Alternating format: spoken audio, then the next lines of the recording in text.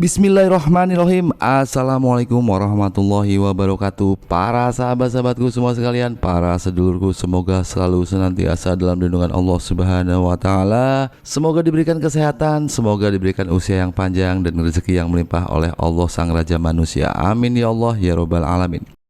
Bismillahirrahmanirrahim.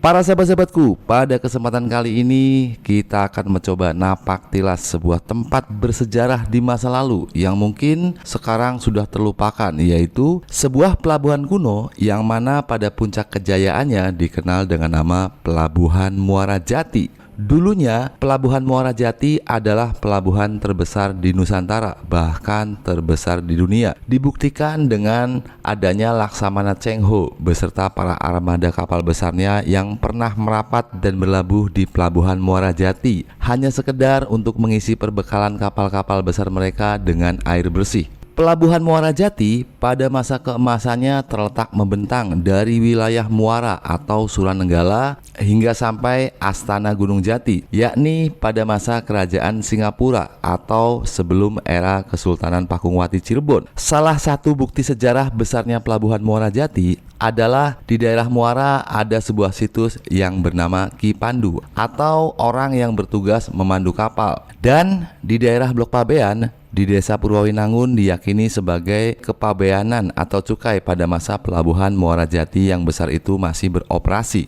Bukti yang lain adalah ada sebuah daerah yang bernama Celancang yang pada masa dulunya dijadikan sebagai tempat nyangcang atau tempat mengikat kapal yang berlabuh. Pada zaman dulunya, jalur perairan laut merupakan satu-satunya penghubung utama antara satu daerah ke daerah yang lainnya. Wilayah pesisir pantai kian berkembang begitu cepat karena banyaknya para pedagang dan para pendatang yang berlabuh membaur menjadi akulturasi kebudayaan, adat istiadat, dan kepercayaan yang beragam. Karena adanya Pelabuhan Muara Jati inilah membuat Cirebon menjadi salah satu daerah yang sangat strategis pada masa lalu yang mengalami perkembangan yang begitu cepat. Dan melalui Pelabuhan Muara Jati inilah menjadi salah satu masuknya Islam ke tanah Cirebon melalui para pedagang Hujarat yang berlabuh di Pelabuhan Muara Jati ini. Bahkan seorang waliullah Syekh Datuk Kafi awalnya masuk ke Cirebon dan menciarkan agama Islam melalui Pelabuhan Muara Jati ini. Bahkan di era kesultanan yang dipimpin oleh Sultan Mahmud Syekh Syarif Maulana Hidayatullah atau Kanjeng Sunan Gunung Jati, Pelabuhan Muara Jati ini dijadikan tempat pelabuhan kapal-kapal besar dinasti Ming yang membawa rombongan Nyimas Ratu Ongtin. Banyak fakta yang mendukung kevalidan data informasi tersebut, yakni sering ditemukannya guci atau piring kuno dari Cina era dinasti Ming di sekitar perairan Muara Jati. Sayangnya, seiring waktu berjalan terjadinya sedimentasi atau pendangkalan yang begitu cepat, dan juga karena meredupnya pamor kekuasaan kerajaan Singapura yang berganti dengan berjayanya Kesultanan Cirebon,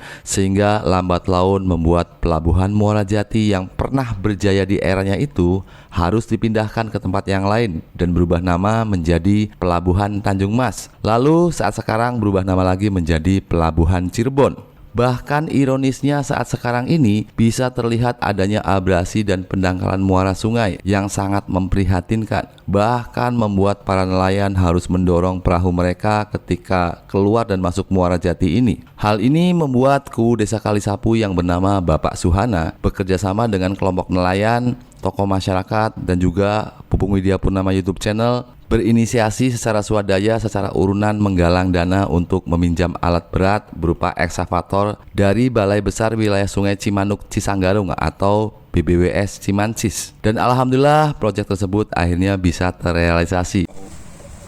Alhamdulillah. Assalamualaikum warahmatullahi wabarakatuh. Waalaikumsalam. Selamat siang.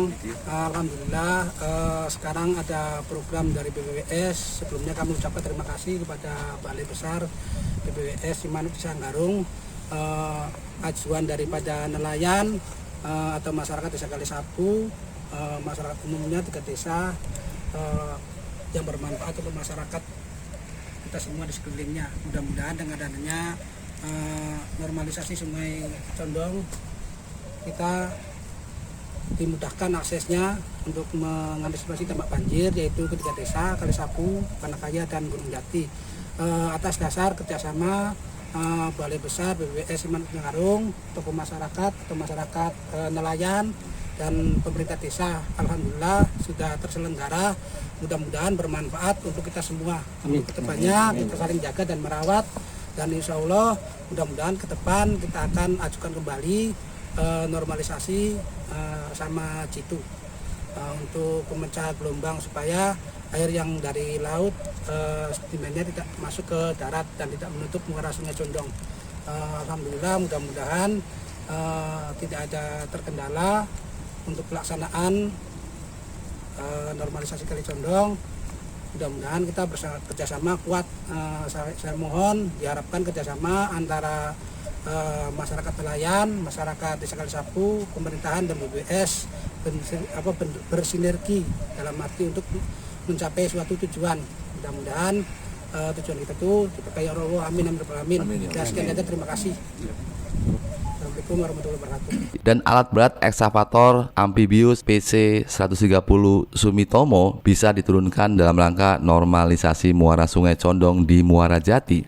Setelah permintaan dari kelompok Muara Jati, Mutiara Jati dan kepala desa, khususnya Pak Suhana dan tokoh masyarakat Pak Pupung, alhamdulillah sekarang sudah bisa terrealisasi permohonan untuk normalisasi Sungai Condong.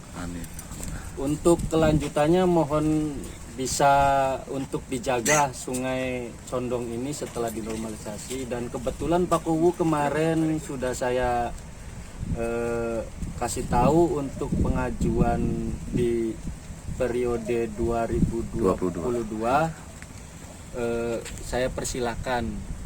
Adapun nanti di ACC atau tidak, ya mudah-mudahan kita berdoa bersama untuk Kali Condong agar terlaksana dan terrealisasi sungai ini. Amin. Terima kasih untuk semuanya warga, dan sambutannya sangat berharga bagi kami yang orang lapangan untuk bekerja di sini, sangat dihargai. Terima kasih sebelumnya, dan salam hormat dari BPWS Simanuk Cisangarung. Nama saya Dian Adan Avencahya sebagai operator di instansi BPWS Simanuk Cisangarung, selaku operator di Sungai Condong untuk membawa alat amfibius PC 130 Sumitomo. Demi keselamatan dan kelancaran proses normalisasi muara, maka kami mengadakan tawasul dan doa bersama dengan ranah kearifan budaya lokal. Semoga Gusti Allah Subhanahu wa Ta'ala berkenan memberikan kelancaran, keselamatan, keberkahan selama proses pengerukan normalisasi Muara Jati ini berjalan. Kita akan kembali mengupas tentang sejarah Pelabuhan Muara Jati. Menurut seorang filolog terkenal, yaitu almarhum Dr. Opan Safari Hasim, menjelaskan bahwa Pelabuhan Muara Jati ini diperkirakan dibangun oleh Pangeran Surawijaya Sakti sekitar tahun 1373 Masehi. Pada saat itu, Pangeran Surawijaya Sakti menetapkan daerah Surantaka yang sekarang bernama Suranenggala sebagai pusat pemerintahannya. Dan pada saat itu, Pelabuhan Muara Jati menjadi salah satu pintu masuk tercepat untuk keluar masuknya para pendatang dan juga para pedagang ke wilayah Cirebon dan sekitarnya. Perdagangan yang dilakukan pada saat itu berupa komoditi yang dikirim dari Pelabuhan Muara Jati yang sebagian besar berasal dari wilayah Hinterland yang sekarang bernama Cirebon Girang. Komoditi tersebut berupa rempah-rempah dan juga barang kebutuhan pokok seperti gula aren, kopi, beras, dan kayu. Yang paling khas adalah kayu jati. Pasca wafatnya Pangeran Surawijaya Sakti, lalu kerajaan di Cirebon Girang dipimpin oleh seorang raja yang bernama Pangeran Giri Dewata atau dikenal dengan nama Ki Ageng Kasmaya. Kemudian berikutnya tampuk kepemimpinan digantikan oleh putra Ki Ageng Kasmaya yang bernama Ki Gedeng Ageng Tapa, yang kemudian memulai era kejayaannya di Kerajaan Singapura. Setelah diangkat menjadi seorang raja, kemudian Ki Ageng Tapa memindahkan pusat pemerintahannya dari Surantaka atau keraton ke sebelah selatan Bengawan Celancang yang dinamakan Mertasinga. Kerajaannya tersebut kemudian diberi nama Singapura. Kerajaan Singapura semakin hari semakin besar, apalagi setelah Ki Ageng Kasmaya sang Raja Wanagiri wafat. Maka kerajaan Wanagiri menyerahkan tampuk kekuasaannya kepada Ki Ageng Tapa. Maka kerajaan Wanagiri akhirnya bergabung dengan kerajaan Singapura sehingga menjadi sangat besar. Apalagi pada saat itu kerajaan Japura telah berhasil ditaklukkan oleh Prabu Siliwangi Pangeran Jayadewata. Salah satu bukti lain kebesaran Pelabuhan Muara Jati adalah tertuang dalam naskah Purwaka Carubanagari, naskah Negara Kertabumi, dan beberapa bukti sejarah yang mendukung fakta pernah besarnya Pelabuhan Muara Jati ini adalah situs Ki Pandu, situs Ki Alap-Alap, situs Nyai Rinjing, situs Ki Jaksa, situs Balai Mangu, situs Balai Dalam di Sirnabaya, dan juga situs Lawang Gede di Mertasinga. Para sahabat-sahabatku semua sekalian, sebagai sebuah negara yang besar adalah mereka-mereka yang menghargai sejarah dan juga peradaban-peradaban kita di masa lalu. Ada baiknya kita mengetahui bagaimana besarnya kekuasaan kerajaan-kerajaan kita di Nusantara di masa lalu, sehingga hal tersebut bisa memicu semangat dan motivasi kita untuk bisa lebih baik. Karena negara Indonesia adalah negara yang besar, yang terdiri dari banyak kerajaan-kerajaan dan juga banyak kekuasaan-kekuasaan yang melebur menjadi satu persatuan. Semoga saja kita bisa mengilhami dan juga tetap bisa melestarikan dan menjaga peradaban serta sejarah dan juga situs-situs tempat bersejarah yang berkaitan dengan peradaban kita di masa lalu. Mungkin demikian saja ulasan yang bisa saya sampaikan pada kesempatan kali ini. Akhirul kata wabillahi taufik wal hidayah.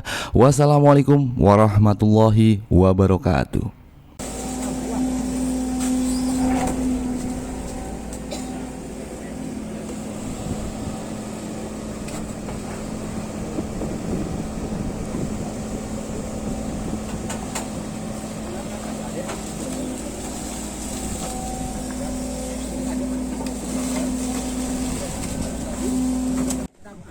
Sekitar kurang lebih 1 meter. Ngomong cantik. Dan terima ponakannya masih sendiri karena ini